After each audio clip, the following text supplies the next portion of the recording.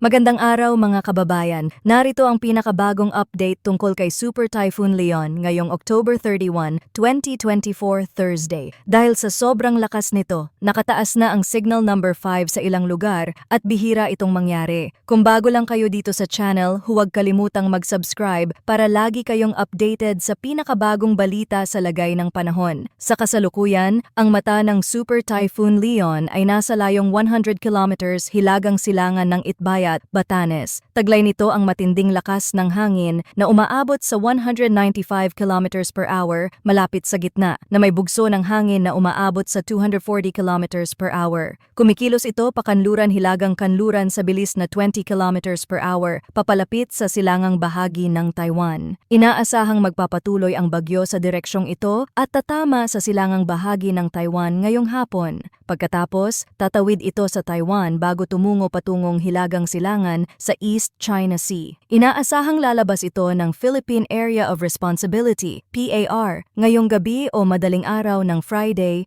November 1. Bagamat hindi direktang tatama ang bagyo sa Batanes, mararamdaman ang matinding epekto nito sa mga susunod na oras dahil sa lapit nito. At dahil sa lakas ni Leon, itinaas na ang signal number 5 sa Itbayat at Basco sa Batanes. Ibig sabihin, inaasahang makakaranas ang mga lugar na ito ng matinding hangin na umaabot sa 185 kilometers per hour o higit pa. Ang ganitong lakas ay lubhang mapanganib, kaya't mahalaga ang agarang pagtungo sa mga ligtas na lugar. Signal number 4 naman, sa natitirang bahagi ng Batanes, kung saan ang lakas ng hangin ay nasa pagitan ng 118 to 184 km per hour. Ang mga residente sa mga lugar na ito ay pinapayuhang maghanda para sa posibleng pinsala sa kanilang mga tahanan at infrastruktura. Ang signal number 3 ay nakataas naman sa hilagang bahagi ng Babuyan Islands. Dito inaasahan ang mga hangin na nasa bilis na 89 to 117 km per hour na may posibleng significant effect sa mga gusali at ari-arian. Signal number 2 sa natitirang bahagi ng Babuyan Islands, mainland Cagayan, Isabela, Apayao, Kalinga, Abra at Ilocos Norte. Ang mga hangin dito ay nasa bilis na 62 to 88 km per hour na posibleng magdulot ng minor hanggang moderate na pinsala.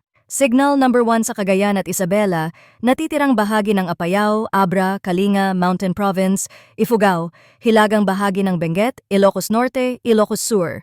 Sa mga lugar na ito, posibleng makaranas ng hangin na may bilis na 39 to 61 km per hour. Asahan ang malalakas na pag-ulan sa mga apektadong lugar na maaaring magdulot ng flash floods, lalo na sa mabababang lugar, at landslides sa bulubundukin. May banta rin ng storm surge o daluyong sa loob ng susunod na 48 hours na maaaring umabot hanggang 3 meter ang taas sa baybayin ng Batanes at Babuyan Islands. Posibleng magdulot ito ng panganib sa buhay, kaya't mahalaga ang agarang paglikas sa mga mabababang lugar at baybayin. Ang taas ng alon sa Batanes ay maaaring umabot sa 14 meter, kaya't ipinapayong iwasan ang paglalayag, lalo na sa mga maliliit na sasakyang dagat. Sa mga lugar na sakop ng Tropical Cyclone Wind Signal, makipag-ugnayan sa lokal na Disaster Risk Management Office at sundin ang mga tagubilin ukol sa paglikas. Sa mga nasa mababang lugar, maging handa sa posibleng flash floods, at para sa mga nasa bulubundukin, mag-ingat sa banta ng landslides. Tandaan, ang tamang paghahanda ay mahalaga, lalo na't inaasahang magpapatuloy ang masamang lagay ng panahon sa mga susunod na oras. Ang panahon ay mabilis magbago, kaya't manatiling nakatutok sa mga susunod na ulat mula dito sa channel para sa pinakabagong balita. Salamat sa inyong pagtutok at patuloy na mag-ingat. Stay safe mga kababayan.